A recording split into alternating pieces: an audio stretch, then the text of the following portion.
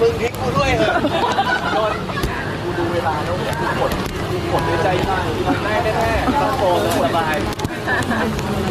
ไม่ผมบอกนี่แล้วหลังทิ้งกูใจเลยนะกาแฟต่างคนไม่กลับบ้านแค่ที่มากรู้เลยเดินยาวจนที่จะจับเราเหมือนกันโดนฝนเมียโดนฝนเปล่าตรงนั้น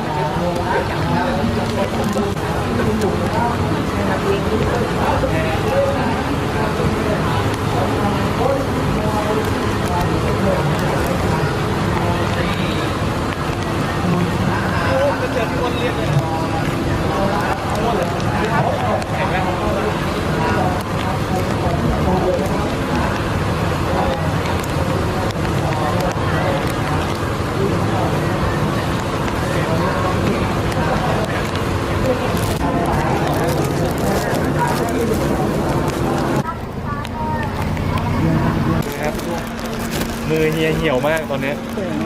ขาก็เปื่อยขอกลับบ้านไม่อยากนั่งครับขอบคุณที่มาส่งพลังนะครับขอบคุณนะครับพี่บุตรขอบคุณที่มาส่งพลังนะครับมองกล้องก็เหมือนมองหน้าพี่กระเดียวไปก่อนเด้อ แล้วนะคะยังไม่ได้เต็มที่ มาเลยครับครั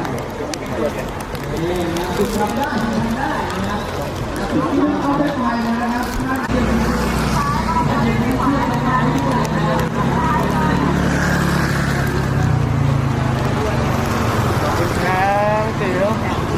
ข้าวด้วยนะดูแลสุขภาพไม่สับปะรดสดตลอดเลย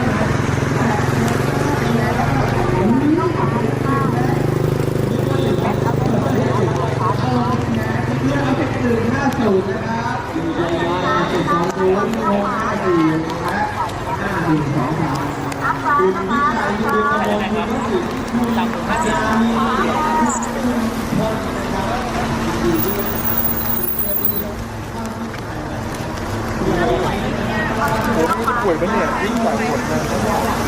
อย่าลืมกินยาด้วยนะเฮียดักไว้ เอาบ้างมีใครกินสับปะรดไหมเอาไหมเอาที่เอ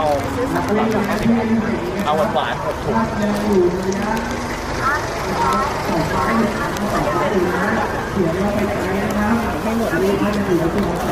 ร้อยหนึ่งแค่พี่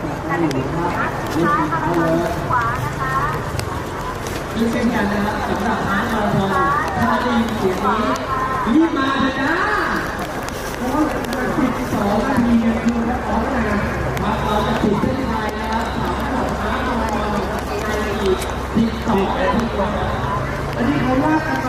ไม่รอเลยอันนี้ว่ากันมา9เลยดีกว่าเฮียยิ้มให้เขาหน่อยเขาถ่ายรูปได้ไหม ของคนอื่นถูกนะแบบนี้ขอไม้เพิ่มไหมแชร์กันนะครับแชร์กันนะพี่คุณแชร์กันนะช่วงสับแรงช่วงสับลิ้น ทำไม เตี๋ยว จ๋าเตี๋ยวให้เป็นที่ระลึกครับไม่ได้นะครับทุกคนไม่ใช่ครับ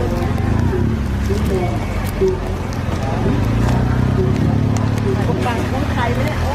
กับกรุงเทพกันดีๆเด้อ ค่ะเฮียบ๊ายบาย